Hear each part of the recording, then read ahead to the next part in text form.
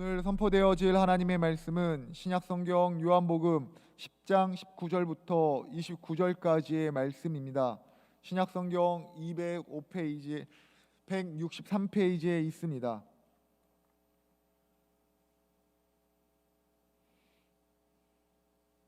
하나님의 말씀을 제가 봉독해 드리겠습니다. 이 말씀으로 말미암아 유대인 중에 다시 분쟁이 일어나니 그 중에 많은 사람이 말하되 그가 귀신 들려 미쳤거늘 어찌하여 그 말을 듣느냐 하며, 어떤 사람은 말하되 이 말은 귀신 들린 자의 말이 아니라 귀신이 맹인의 눈을 뜨게 할 수 있느냐 하더라. 예루살렘의 수전절이 이르니 때는 겨울이라. 예수께서 성전한 솔로몬 행각에서 거니시니 유대인들이 애워싸고 이르되 당신이 언제까지나 우리의 마음을 의욕하게 하려 하나이까? 그리스도이면 밝히 말씀하소서 하니, 예수께서 대답하시되 내가 너희에게 말했으되 믿지 아니하는도다. 내가 내 아버지의 이름으로 행하는 일들이 나를 증거하는 것이거늘 너희가 내 양이 아니므로 믿지 아니하는도다. 내 양은 내 음성을 들으며 나는 그들을 알며 그들은 나를 따르리니라. 내가 그들에게 영생을 주노니 영원히 멸망하지 아니할 것이요 또 그들을 내 손에서 빼앗을 자가 없느니라. 그들을 주신 내 아버지는 만물보다 크심에 아무도 아버지 손에서 빼앗을 수 없느니라. 아멘. 성경을 들겠습니다. 조금 더 크게 높여주세요. 이거 시작. 나는 하나님의 자녀입니다. 그래서 함부로 포기하지 않습니다. 나는 오늘도 믿음으로 도전합니다. 할렐루야. 오늘도 여전히 힘들고 어려운 그런 상황 가운데서 우리에게 극복할 수 있는 능력을 주시는 하나님의 놀라운 은혜와 은총이 여러분에게 가득가득 채워지기를 주님 이름으로 축원합니다. 오늘은 진리가 선포될 때라고 하는 제목으로 오늘 이 본문 말씀을 통해서 하나님께서 우리에게 주시는 교훈이 어떤 것인지를 들으려고 합니다. 어떤 사람들에게 가르쳐 보게 되면 참 잘 알아듣는 사람이 있습니다. 그런데 별 것도 아닌데 못 알아듣는 사람이 있습니다. 못 알아듣는 것인지 안 듣는 것인지 받아들이려고 하는 것인지 안 받아들이려고 하는 것인지 그 마음의 상태에 따라서 잘 알아듣기도 하고 이해하기도 하고 아주 평범한 것인데도 불구하고 못 알아듣기도 하고 안 받아들이기도 하고 그렇습니다. 예수님께서는 이 땅에서 하신 사역이 하나 천국 복음을 선포하시고 또 가르치시고 병든 자를 고치시는 그런 일들을 계속해서 해 나가시는데, 오늘 본문에서 양의 비유와 선한 목자의 비유를 회중들에게 말씀하시는데, 이럴 때 분쟁이 일어납니다. 소동이 일어나요. 20절입니다. 20절. 그 중에 많은 사람이 말하되 그가 귀신 들려 미쳤거늘 어찌하여 그 말을 듣느냐 하며, 어떤 사람이 주님께서 가르치시는데 도대체 이 사람이 정상적인 사람인가? 귀신이 들리지 않고서야, 미치지 않고서야 어떻게 이런 말을 할 수 있겠는가? 그렇게 반응합니다. 또 어떤 사람들은 어떻게 미친 사람이 기적을 행하고 벙어리 된 자를 고칠 수 있겠느냐? 이분이야말로 하나님의 아들로서 그 입에서 나오는 말씀들은 진리의 말씀이다 라고 반응하는 사람도 있습니다. 그 두 종류의 사람이 분쟁이 일어나고 소동이 일어납니다. 모든 사람이 한 가지 사건을 두고 같은 반응을 일으키는 것만은 아닙니다. 같은 영화를 보면서도 한 사람은 야 참 재미있다, 의미 있다, 감동적이다 라고 말하는 사람이 있는가 하면, 어떤 사람은 이렇게 재미없는 영화를 처음 보는 거야, 이런 영화를 뭐 하려고 만들었을까 라고 생각하는 사람도 있습니다. 예수님께서 말씀하실 때에 이 말씀은 정말 진리의 말씀이야 라고 반응한 사람이 있는가 하면, 예수님의 말씀에 이 사람 제정신이 아니다, 미쳤다 라고 말하는 사람이 있습니다. 그래서 그들은 주님이 정신이 나갔다, 귀신이 들렸다, 미쳤다 그렇게 말하고 있는 것입니다. 문제는 똑같은 말씀을 듣고 왜 이렇게 평가가 다를 수 있겠느냐라고 하는 겁니다. 오늘날 코로나 바이러스 방역 시스템을 가지고 우리 여러 가지 자기 입장에서 이야기를 합니다. 어쩔 수 없지 않느냐, 이렇게라도 해서 좀 다운시켰으면 좋겠다라고 모두가 그렇게 생각을 하면서도, 또 다른 한쪽에서는 이거 장난 아니냐라고 이야기하는 사람도 또 있습니다. 왜 그렇게 평가가 다를까요? 선입견이 없을 수는 없겠지만 어떻게 예수님을 보고 귀신 들린 사람이다, 정신 나간 사람이다, 미친 사람이다, 그렇게 평가할 수 있을까요? 어떤 사람이 시내에 사는데 이치에 맞는 말만 합니다. 그 말에 깊이가 있고 또 틀린 말이 아니에요. 들으면은 정말 기가 막힌 인생에 도움이 되는 말들을 합니다. 근데 이 사람은 항상 가난한 사람을 도와주고 과부를 이제 위로하고 격려하고, 좌절에 빠진 사람을 일으켜 세워주고, 과를 돌보아주고, 또 악한 자를 잘 가르쳐서 선한 길로 인도를 합니다. 그런데 정작 자신은 가난하게 사는 거예요. 가난하게 사는 줄 알았는데 또 모든 것을, 자기가 가진 모든 것을, 있는 것을 또 다 정리해서 가난한 사람을 도와주기도 합니다. 가난하지만 가난한 자를 도와주고, 그리고 또 병든 자가 치료비 없다고 그러니까 또 치료비도 선뜻 내어놓습니다. 그런데 자기 자신은요, 정작 머리 둘 곳도 제대로 없는, 집 한 채 변변치 않는, 집 한 채도 없는 그런 인생을 살아가는 사람이 있다면 우리는 그런 사람을 어떻게 판단해야 될까요? 미친 사람으로 봐야 됩니까? 정신 나갔다, 오늘날 저렇게 사는 것이 무슨 의미가 있느냐라고 말을 해야 되나요? 아니면 대단하다, 정말 이런 시대에도 저런 사람이 있구나, 존경스럽다, 그렇게 이야기를 해야 되나요? 여러분들은 어떻게 생각하십니까? 예수님께서 하신 일 가운데 어느 것 하나 선하지 않은 것이 없었고 잘못된 가르침이 없었습니다.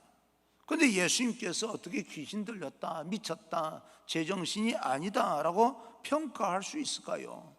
왜냐하면 그 사람들은 이미 예수님에 대해서 마음을 닫아버렸기 때문에 그런 평가가 가능한 것입니다. 이 사람들이 24절 이하를 부터 보니까 주님께서 예루살렘에 올라가실 때에 주님을 붙잡고 다시 물어봅니다. 당신이 정말 하나님의 아들이고 당신이 정말 그리스도이면 우리에게 분명하게 말해달라.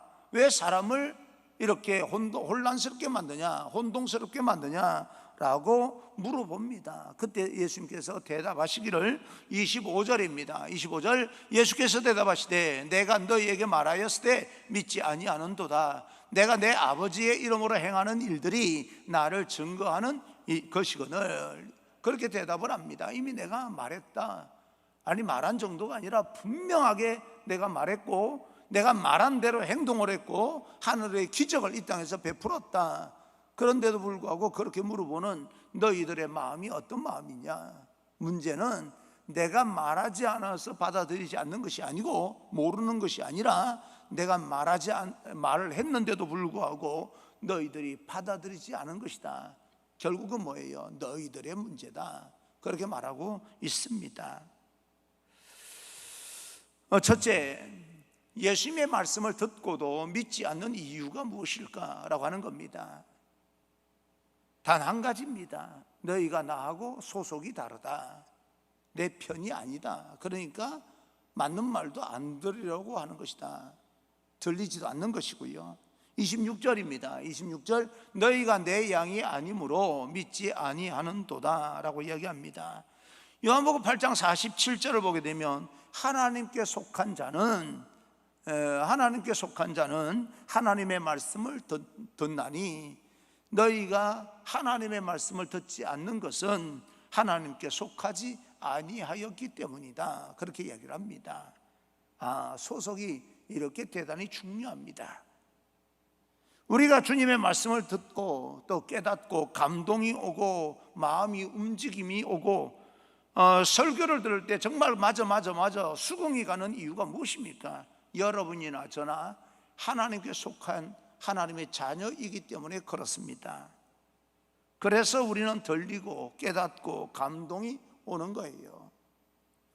그가 하늘에 속한 자면 하늘의 음성을 듣고 하나님의 음성이 들려진다는 겁니다. 하나님의 음성이 들려지면요, 깨닫고 고칠 것 고치고 정리할 것 정리하게 되는 겁니다. 그가 하늘나라의 소속이면 하늘나라에서 발생되는 기적과 역사와 모든 하늘의 비밀을 알게 됩니다. 그러면서 하나님의 은혜를 깨닫게 되는 거죠. 하나님께서 우리를 얼마나 사랑하시는지 깨닫게 되는 겁니다. 그런데 소속이 전혀 다르면 마음의 감동도 없고 분명한 증거를 제시하는데도 불구하고 의심이 생깁니다. 미쳤다, 정신이 나갔다, 요새 그렇게 살면 되는 거야? 그렇게 말하게 된다는 겁니다. 심지어 악한 말까지 하게 되는 거예요. 그래서 그들은 예수님의 선한 행동을 보고 그의 가르침이 틀린 말이 전혀 없는 선한 말씀인데도 불구하고 확실한 기적을 보면서도 귀신이 들렸다, 미쳤다, 그렇게 말을 할 수 있는 겁니다. 왜요? 소속이 다르기 때문에. 같은 하나님의 사건을 보면서 우리들은 성령의 역사를 보는데 그 사람들은 우연으로 넘겨버립니다. 아무런 의미 없이 넘겨버려요. 우리 하나님의 섭리로 깨닫게 되는데 말입니다. 여러분의 소속은 지금 어디입니까? 우리의 소속을 하나님께 두고 산다면 하나님의 기적을 우리는 분명히 깨닫게 될 것이고, 아무리 힘들고 어려운 그런 어떤 통제 가운데 우리가 코로나 바이러스 19 바이러스 이 시대에 살아간다 할지라도 우리가 하나님의 소속에 분명히 소속으로 살아가게 된다면 또한 하나님의 음성을 듣게 될 것이고, 이 시대에 이렇게 흘러가는 모든 그런 어떤 상황을 우리는 이해가 될 것이고, 미리 준비함으로써 모든 것이 지나가고 나면 하나님 앞에 아름답게 쓰임받는 그런 인생이 될 것입니다. 노아처럼 말입니다. 나는 여러분 한 사람 한 사람 오늘 예배드리는 정말 신령과 진정으로 하나님 앞에 나와서 하나님의 음성을 듣고 예배드리고 싶어하는, 영상으로 예배드리던 현장에서 예배드리던 하나님의 음성을 들으려고 하는 모든 사람 위에 하나님의 큰 은총이 임하기를, 그리고 여러분이 하나님께 속한 자이기를 간절히 소망합니다. 둘째, 오늘 진리의 말씀을 잘 알아듣는 이유는 또 무엇입니까? 27절입니다. 27절, 내 양은 내 음성을 들으며 나는 그들을 알며 그들은 나를 따르느니라. 오늘 10장 14절에 보니까 나는 선한 목자라, 나는 내 양을 알고 양도 나를 안다 라고 이야기를 합니다. 서로 알아본다는 거예요. 우리는 예수님이 우리 구세주인 것을 고백하고 예수님께서도 우리를 알아본다는 이야기입니다. 그래서 내 음성을 듣고 그들은 나를 따르는 것이다. 내 양이기 때문에 내가 알아보고 내가 소리를 질렀을 때, 내가 외쳤을 때 내 목소리 알아듣고 그들은 나를 따라온다. 왜? 나를 알기 때문이다 라고 이야기를 합니다. 그러니까 하늘에 속한 사람들은, 소속이 같은 사람들은 주님께서 말씀하실 때 진리의 말씀을 들을 수 있는 귀가 있고, 그리고 듣고 따르게 되는 겁니다. 그것을 제자라고 이야기를 합니다. 나는 여러분 힘들고 어려운 건 사실이지만 이런 어떤 여러 가지 힘들고 어려운 상황 가운데서 주님과 멀어지는 소속이 다른 그런 사람이 아니라 주님께 소속을 두어서 언제든지 하나님의 음성을 들음으로 인하여서 인생을 수정하고 정리할 것 정리하고 청산할 것 청산하고 하나님의 자녀로 살아갈 수 있는 그런 귀한 여러분 되기를 주님 이름으로 축원합니다. 하나님의 사람이기 때문에, 우리는 하나님의 자녀이기 전에 사람이기 때문에 예배를 드릴 때 말입니다, 가만히 보게 되면 조는 사람도 있어요. 졸 수 있잖아요. 아니 육신이 피곤한데 뭐 졸 수도 있는 거죠. 조는 것 가지고 뭐 왈가불가할 마음은 저는 없습니다. 그런데요, 졸다가도 어느 순간 하나님께서 나에게 주시는 말씀이 들려질 때는 눈이 번쩍 뜨일 뿐만 아니라 마음까지 열리게 돼버리는 겁니다. 하나님의 소속이 같기 때문에 졸다가도 들리는 거예요. 어느 순간에는 말입니다. 졸다가도 귀가 확 열리는 사람이 있습니다. 교회 나와서 예배드리다가 집중하지 못하고 딴짓 할 수 있죠. 휴대폰 한번 만지거나 또 자기가 관심 있는 것 있어서 금방 알아보기 위해서 휴대폰을 만질 수가 있죠. 또 예배를 드리다가 오늘은 확진자가 몇 명일까 확인할 수도 있는 거죠.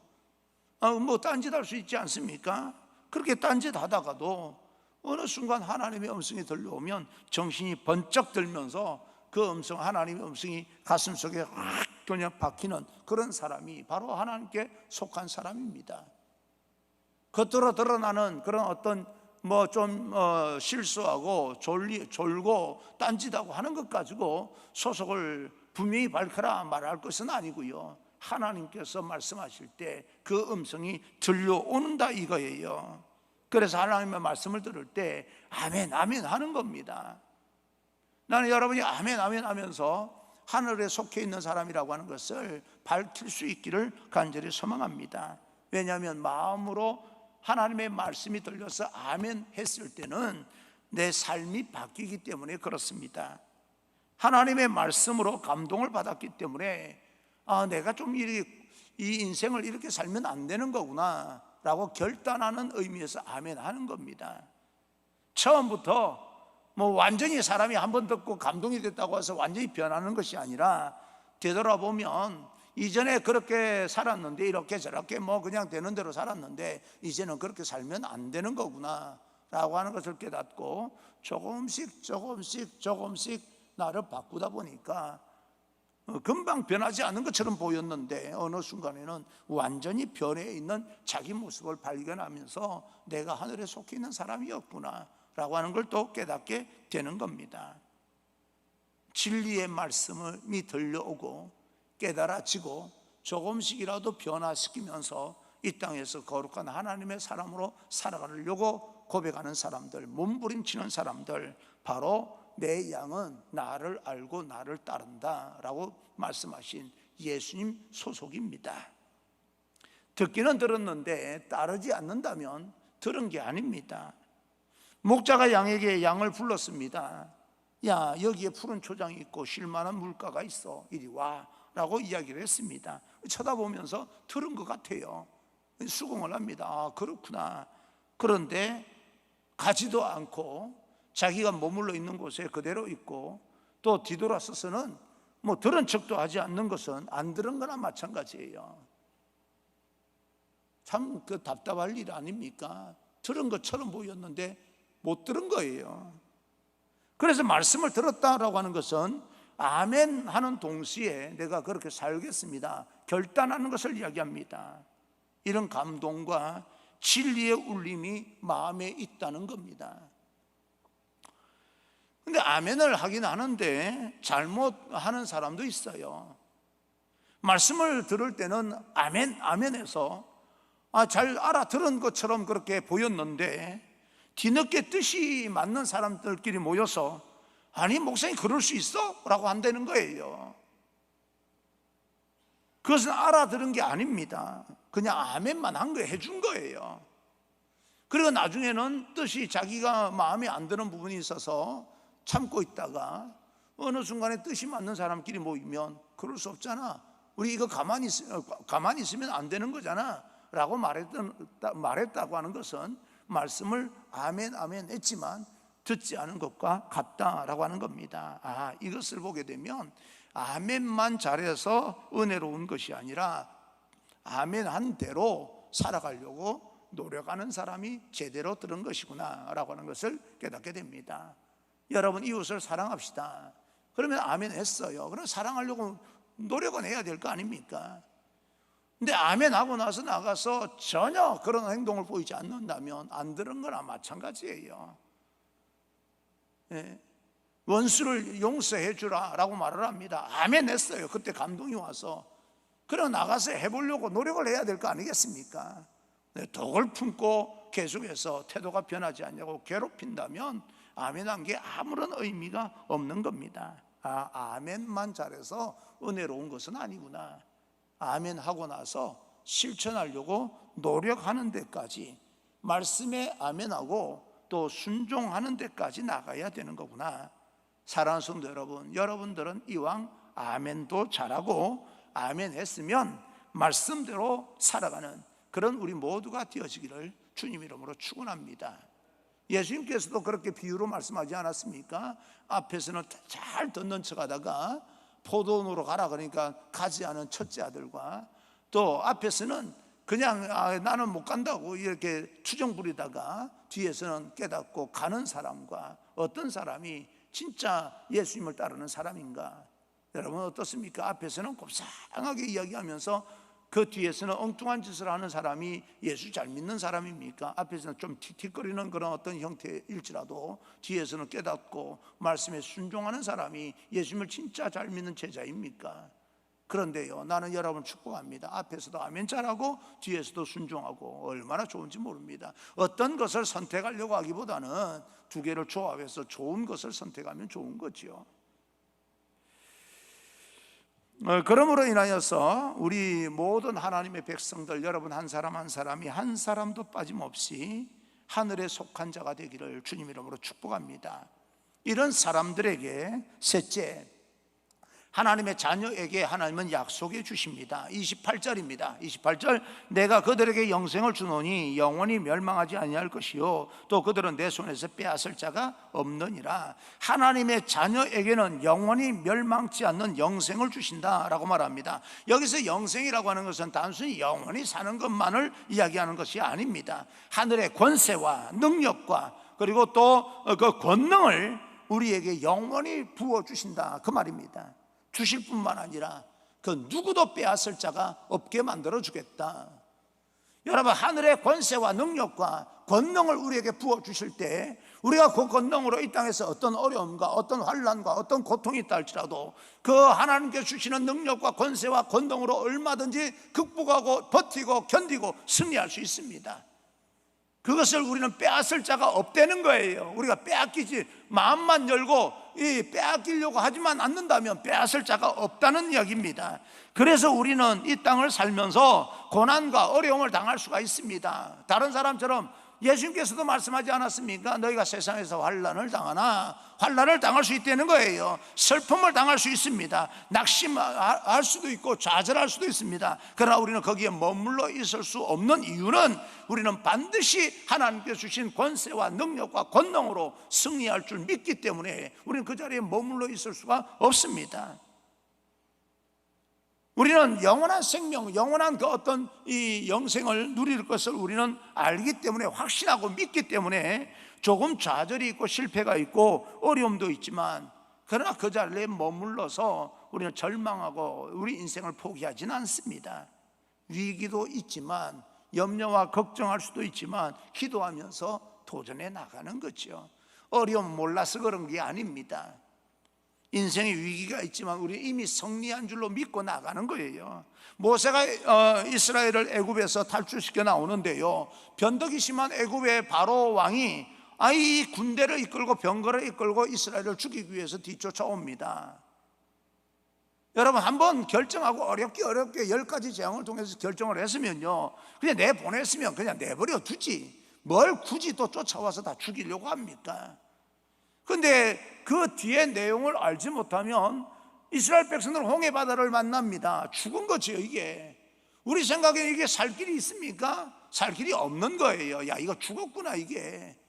아니, 한번 내보냈으면 그만이지 뭘 그렇게 쫓아와서 이렇게까지 죽일 필요가 있겠는가 라고 하는 게 세상 사람들의 생각일지 몰라도 우리는요, 그런 사실이 아니라 이미 하나님께서 홍해 바다를 열어서 건너게 만들고 애국 군대는 그 물속에서 수장시킨 걸 알기 때문에 그냥 편안하게 읽어 내려가는 거예요. 알기 때문에. 믿음은 바라는 것들의 실상이라고 말하지 않았습니까? 우리 인생이 이렇게 힘들고 어려운 건 사실이지만, 그러나 믿음으로 말미암아 우리 인생에 승리할 것을 우리가 굳게 믿고 확신한다면, 까짓것 지금 우리가 죽을 것처럼 느껴진다 할지라도 절망할 필요가 없는 것이 이미 하나님께서 승리를 주셨다, 그걸 믿는 거예요. 영생을 주시겠다고 약속해 주신 그 약속에 따라서 우리는 반드시 승리할 것이기 때문에, 아무리 큰 위기가 온다 할지라도, 죽을 것처럼 느껴진다 할지라도, 우리가 다시는 일어서지 못할 것처럼 느껴진다 할지라도, 이건 뭐 별거 아니, 그까짓 거 견디고 버티고 나가보면 되는 거지 뭐, 하나님께서 살아계시잖아 그러면서 또 나가는 거예요. 그래, 우리 인생은 이런 믿음을 가지고 살아야 됩니다. 쉽지 않습니다. 그래서 우리는 기도할 필요가 있는 거지요. 하나님의 나라가 이미 우리에게 임했고 앞으로도 임하게 될 것이고, 그렇게 살아가고 있는데 어떤 사람은 그 사실을 믿고 확신하면서 천국의 풍성함과 하나님의 능력과 권세와 권능을 기도를 통해서 끌어다가 내 삶 가운데서 적용하여서 승리하고 인생의 풍성한 그런 은혜의 열매로 살아가는 사람이 있는가 하면, 어떤 사람은요 그 능력을 끌어오지 못해서 절망하고 낙심하고 그러다가 스스로 목숨을 끊는 사람이 얼마나 많습니까? 여행을 하다 보면 집에 있는 모든 것들을 다 챙겨서 여행하는 사람은 없지 않습니까? 캠핑을 갈 때도 뭐 집에 있는 것을 가지고 가긴 하지만 뭐 텐트나 이런 준비된 것을 이렇게 가서 여행을 하는데요, 우리는 외국에 비행기를 타고 여행을 하다 보면 집에 있는 거 챙겨가는 것은 옷까지나 우리가 생활하는 데 필요한 아주 필요한 것들만 가져가지 뭘 가져갈 수 있습니까? 아무것도 못 가져가지요. 그 대신에 주머니에 돈을 가져가야 됩니다. 그렇죠? 돈을 두둑하게 가져가면 뭐 안심이 됩니다. 여행이 참 편해요. 그리고 같이 가는 사람에게 커피도 살 수 있고요, 뭐 이렇게 저렇게 또 베풀 수도 있어요. 근데 돈을 얼마 가져가지 못하면 괜히 여행이 위축되고 선물도 사지도 못하고 뭐 그럽니다. 그런데 불편함이 여행하는 동안이잖아요. 요즘은 좀 덜한데 예전에는 외국 여행을 하다 보면 외국에 나가는 그날부터요 돌아갈 때 선물할 사람이 누군지를 헤아리게 되고, 어떤 선물을 살까 여행하는 매일 뭐 순간순간마다 선물 살 그런 어떤 이 고민만 하고 그렇게 돌아왔는데, 요즘은 그런 것까지 그렇게까지는 안 하는 것 같아요. 선물은 사기는 사지만 돈이 없으면 여행이 좀 불편합니다. 내가 간식도 맛있는 거 먹지도 못하고 패키지에 걸려 있는 거 먹을 거 먹고 줄 거 주고 뭐 또 입장을 다 내놨으니까 그냥 구경하고 좀 불편하게 그렇게 오는데, 여행하는 동안에 불편하더라도 까짓 거 비행기표 있지 않습니까? 시간 되면 비행기 타고 집으로 돌아올 거 아니겠습니까? 나그네와 같은 우리 인생인데, 인생을 살아가다 보면 맞습니다, 재산이 좀 있는 사람이 있고 뭐 가난한 사람도 있어요. 부자도 있고 가난한 사람도 있습니다. 큰 집에 사는 사람도 있고요, 작은 집에 사는 사람도 있습니다. 근데 그것은요 결국은 여행하는 동안입니다. 우리는 예수 그리스도 그 이름이 우리에게 있기 때문에 결국은 우리는 예수 그리스도 이름으로 천국에 들어가면 끝입니다. 갈 수 있잖아요. 이 땅에 사는 동안에 좀 불편할 뿐이지. 그런데 이 땅에 사는 동안에 불편한 것을 무시하자는 말은 아닙니다. 우리 현실을 받아들이면서 천국을 바라보자는 거죠. 이 세상을 살아갈 때는 뭐 불편할 수도 있고 좀 못 먹고 작은 집에서 그렇게 살아갈 수도 있어요. 그러나 천국의 내 집은 어떻게 장만되어 있는지 내가 가지고 오지 않아서 문제지요. 사실은 그곳에 다 준비가 되어 있는 거예요. 그런데 뭐 좀 이 땅에 살면서 여행을 하면 나그네 인생을 살면서 좀 불편한 것 가지고 그렇게까지 불평하고 원망하면서 내 인생 망가뜨릴 필요가 있겠습니까? 불편하면 불편한 대로 한번 살아보는 거죠. 무슨 이야기예요? 기죽지 말자. 코로나 바이러스가 뭐 우리를 힘들게 만든다 할지라도 기죽지 말자. 좀 염려가 되고 불편한 것은 사실이지만 그래도 하나님 그곳에 내 집이 있지 않습니까? 여기 불편한 것 하나님 나 괜찮습니다. 그렇게 당당하게 한번 살아보자는 겁니다. 그런데 하나님께서 우리에게 이 땅에서도 살아갈 때 우리에게 권세와 능력과 권능을 주셔서 모든 어려움을 극복하게 하시고 그 나라와 그 의를 먼저 구하면 그 외의 모든 것들을 선물로 더하여 주시겠다 또 약속해 주시지 않습니까? 그 약속이 우리 하나님 주신 우리 선물들은 29절입니다 29절 그들을 주신 내 아버지는 만물보다 크심에 아무도 아버지 손에서 빼앗을 수 없느니라. 그들을 주신 내 아버지는 만물보다 크시다. 그런데 다른 또 성경을 다시 해석을 해보면 아버지께서 주신 내게 주신 그 선물이 이 세상 그 어떤 것보다 크다, 그런 뜻도 됩니다. 여러분 그건 내 것입니다. 영원한 보장이 있습니다. 하나님께서 빼앗을 수 없도록 보호장치를 마련해 주셨다, 그 말입니다. 그러니까 내 손에서 빼앗을 수 없는 그 어느 누구도 빼앗을 수 없는 하나님의 권능과 권세와 권능이 있는데 이 이 땅에서 좀 불편한 법까지 살아보자 이거예요. 이것이 우리에게 큰 축복입니다. 그래서 하나님의 자녀가 되었다는 것, 우리의 소속이 하늘에 속해 있다는 것은 어마어마한 축복입니다. 그 축복을 가진 자는 자기 혼자 있을 때 하나님을 찬송할 수 있는 거예요. 아니 혼자서 찬송할 때는 박자 좀 틀리면 어떻습니까? 음정 좀 틀리면 어때요? 그냥 혼자서 하나님 앞에 찬양 드리면 되는 거지요. 그 하나님 앞에 설교 준비하다가도 어제도 그제도 그저께도 저는 찬양을 합니다. 사무실에 혼자서요. 주님여 이 손을 꼭 잡고 가소서. 음정 틀리면 어때요? 내가 그냥 하나님을 찬양하고 있는데 그러면 되는 거 아니에요? 은혜 아니면 살아갈 수가 없네. 호흡마저도 다 주의 것이니 세상 평안과 위로 내게 없어도 오직 예수뿐이네. 아이 뭐 잘 못 부르면 어때요? 아이 목사님 찬양은 하는데 뭐 그렇게 왔다 갔다 오락가락 박자도 틀리고 엄청 틀립니까? 그건 당신이 들을 때이고 내 사무실에서 나 혼자 부를 때는 누가 듣습니까? 하나님께서 듣고 기뻐하시면 되는 거죠. 그렇게 찬양해도 찬양이 부족한 거예요. 남들이 좀 맛있는 거 먹으면 나는 까지가 하루 3끼 먹으면 되는 거지요. 예, 그 중에서 종합 음식이 있지 않습니까? 모든 영양가가 다 들어있는 김밥 한 줄 먹어도 배부르면 되는 거죠. 뭐 까짓 거 이러면서 사는 거예요. 남들이 옷 10벌 가지고 갈아입으면서 어시되고 막 멋을 부리면 까짓 거 옷 한 벌 가지고 뭐 치부 바리면서 그렇게 넉넉하게 살면 되지 않습니까? 나에게 영원히 빼앗기지 않는 영생의 소유권이 있다면, 하나님께서 나를 지켜주신다는 것을 믿는다면 그까짓 거 좀 불편한 거 좀 넘어갑시다. 예, 그렇게 우리가 당당하게 살아가는 거지요. 그러니 우리가 이 땅에 여행하는 동안에 불편한 것 가지고 걱정하고 근심하고 기죽지 맙시다. 그 이야기예요. 왜요? 우리의 소속은 하나님께 속해 있으니까. 여러분 힘들고 어려운 거 몰라서 그런 이야기 하는 게 아닙니다. 그러면 어떻게 하겠다는 거예요? 이렇게 살아야지요. 우리가 이곳에 사는 동안에 정말 중요하게 생각한 것은 소속입니다. 내가 어디에 속해 있는가.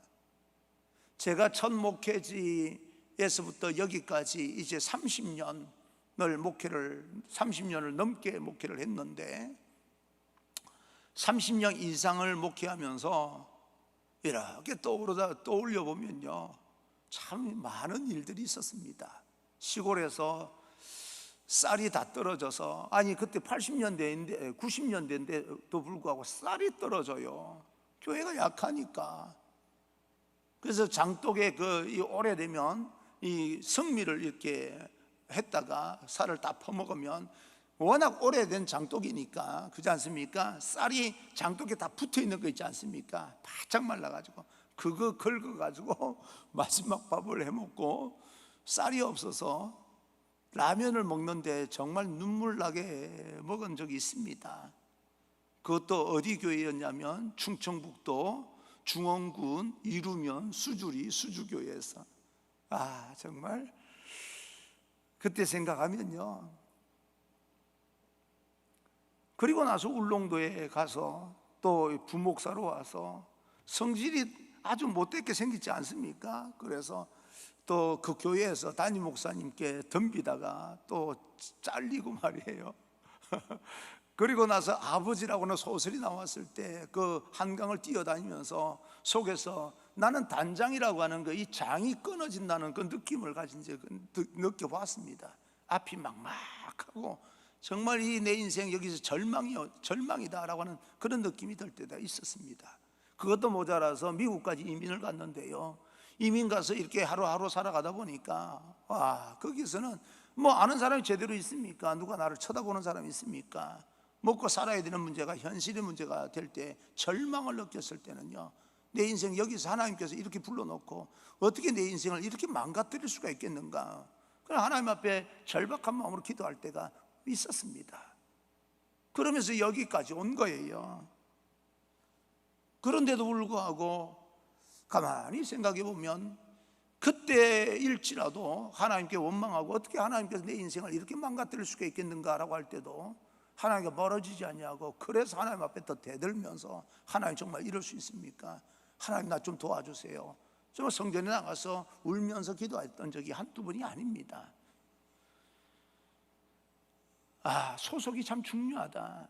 그런 모든 과정은 저를 이곳에 세워서 하나님의 교회를 함께, 여러분과 함께 세워나가게 만들기 위한 과정이었을 뿐이다 라고 생각하니까 그때 그런 시절이 고마운 거예요.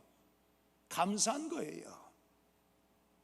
여러분, 하나님께서 우리에게 맡기신 소속이 같기 때문에 맡기신 그 하나님의 권능과 권세와 하나님의 놀라우신 능력을 여러분 외면하지 마시고, 힘들고 어렵더라고 할지라도 그것을 놓치지 마시고, 그럼에도 불구하고 하나님 앞에 엎드려서 여러분 인생의 문제를 해결해 나갈 수 있기를 간절히 소망합니다. 오늘도 하나님께서 주신 축복으로 좌절해서 일어나 말씀 가운데 바로 서서 이미 나에게 주신 승리의 축복을 기도를 통해서 끌어다가 내 삶 가운데 모든 그 환난과 어려움들을 극복하고 승리하는 그런 귀한 여러분 되기를 주님 이름으로 축복합니다.